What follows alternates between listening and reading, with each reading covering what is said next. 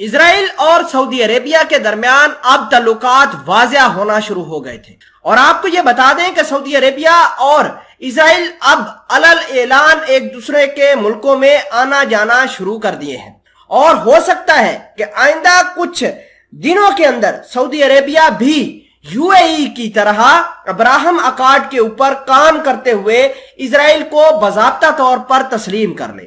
اس حوالے سے ایران کافی پریشان ہے۔ ایران سعودی عربیہ کے ساتھ بات چیت کرنے کے لیے تو تیار تھا، لیکن اب دوبارہ یہ آمنے سامنے آ گئے ہیں۔ آمنے سامنے اس وجہ سے کہ اسرائیل جو کہ ایران کا کٹر دشمن ہے، وہ ایران کے اوپر اٹیک بھی کر رہا ہے۔ 2 روز قبل ایران کی ایک ملٹری کمپلیکس کے اوپر بھی اٹیک ہوا، وہ اس میں بھی امریکہ اور اسرائیل ملوث تھے۔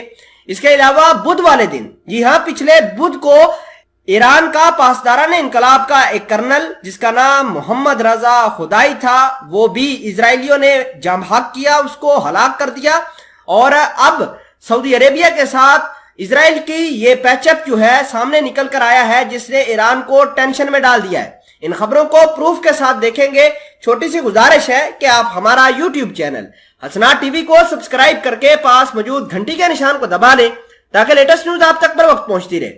سب سے پہلے خبر دیکھیے جس کے اندر لکھا ہے senior Israeli official set to visit Saudi Arabia amid growing talk of warming ties. ناظرین اکرامی، آپ کو سب سے پہلے یہ بتا دیں کہ اسرائیل کے جو فارن منسٹر ہیں وہ امریکہ پہنچ گئے ہیں۔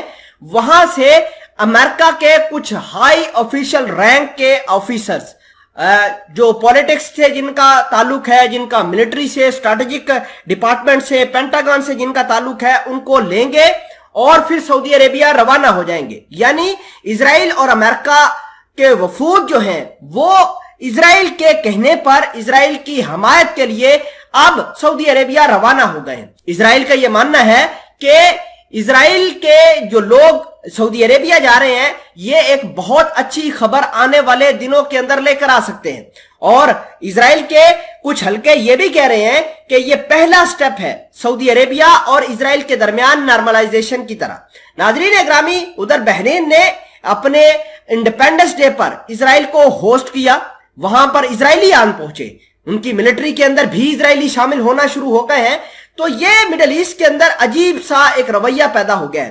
اگر ہم بات کریں عراق کی، تو عراق نے کہا ہے کہ اسرائیل کے ساتھ تعلقات بڑھانا ایسے ہی ہے جیسے گناہ کبیرہ کرنا۔ عراق نے اپنی پارلیمنٹ کے اندر اسرائیل کے مخالف ایک بل بھی پاس کر دیا ہے۔ اس بل کا، اس خبر کا پروف دیکھیے۔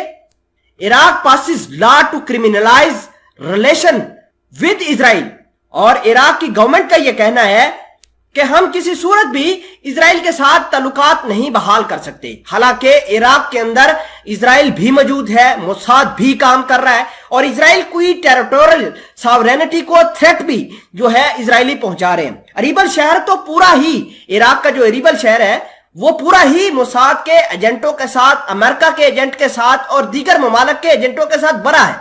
وہاں پر عراق کی سیکورٹی فورسز بھی کارروائی کرتی ہے، ایران کی سیکورٹی فورسز بھی کام کرتی ہے۔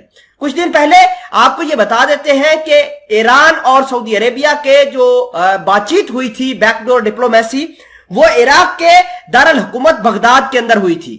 لیکن اب یہ خبر آ رہی ہے کہ اسرائیل کے ساتھ جیسے ہی سعودی عربیہ نے پینگیں بڑھانا شروع کی ہے، عراق نے اپنے تمام تر تعلقات سعودی عربیہ سے توڑ دیے ہیں۔ اور آج ایران نے سعودی عربیہ کو بلیم بھی کیا ہے کہ یمن کے اوپر ایک لینڈ مائن بلاسٹ ہوا ہے، جس کے نتیجے میں کچھ کیجویلٹیز ہوئی ہیں۔ اس حوالے سے آپ خبر کا پروف دیکھیے۔ لینڈ مائن بلاسٹ لیو 3 کیجویلٹیز ان یمن الحدیدہ۔